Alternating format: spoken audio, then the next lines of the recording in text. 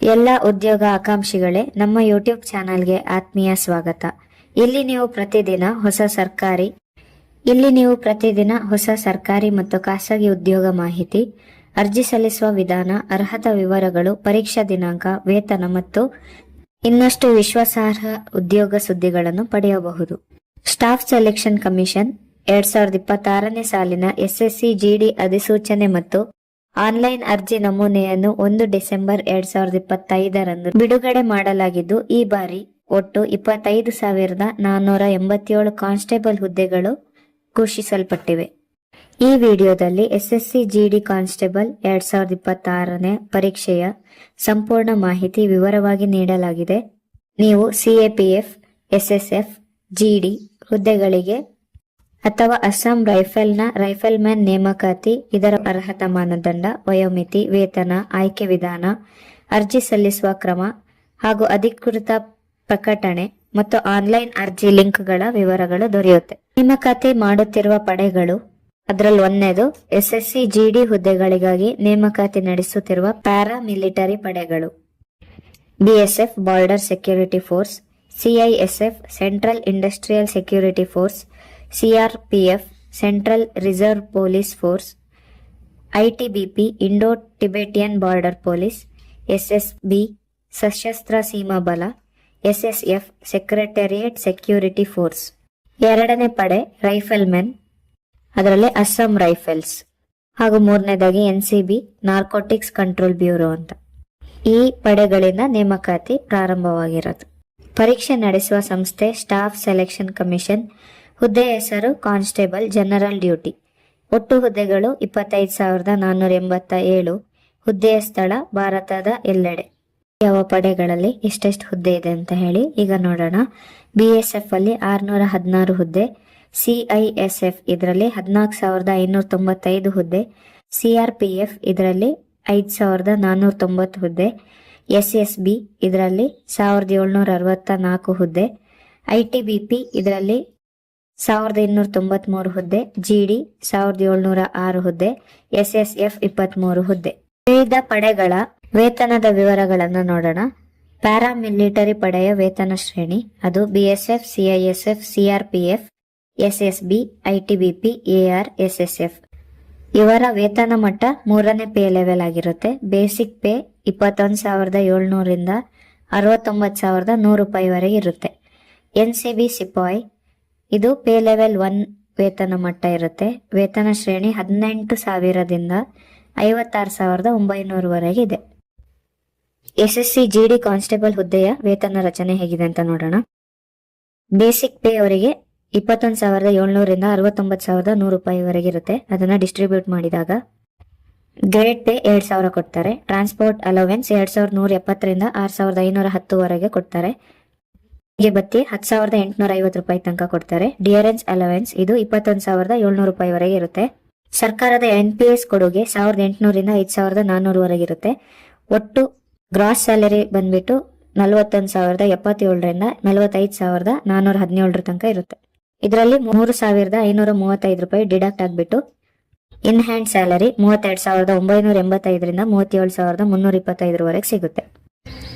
ಅರ್ಹತಾ ಮಾನದಂಡಗಳು: ಶೈಕ್ಷಣಿಕ ಅರ್ಹತೆ, 10ನೇ ತರಗತಿ ಅಥವಾ ಅದರ ತತ್ಸಮಾನ ವಿದ್ಯಾ ಅರ್ಹತೆ ಹೊಂದಿರೋರು ಈ ಹುದ್ದೆಗೆ ಅಪ್ಲೈ ಮಾಡಬಹುದು.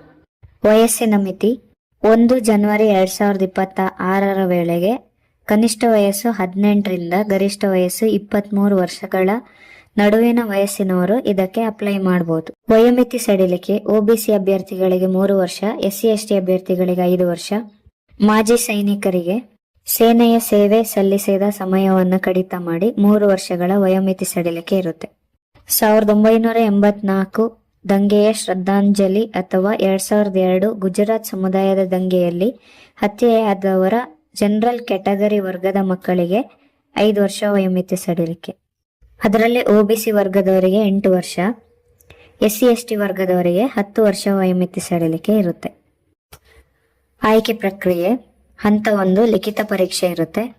ಕಂಪ್ಯೂಟರ್ ಆಧಾರಿತ ಪರೀಕ್ಷೆಯ ಮೂಲಕ ಅಭ್ಯರ್ಥಿಗಳ ಸಾಮಾನ್ಯ ಜ್ಞಾನ, ಗಣಿತ, ಲಾಜಿಕ್ ಕೌಶಲ್ಯಗಳನ್ನು ಪರಿಶೀಲಿಸಲಾಗುತ್ತೆ. ಹಂತ 2 ಶಾರೀರಿಕ ಕಾರ್ಯಕ್ಷಮತಾ ಪರೀಕ್ಷೆ, ಫಿಸಿಕಲ್ ಎಫಿಷಿಯನ್ಸಿ ಟೆಸ್ಟ್.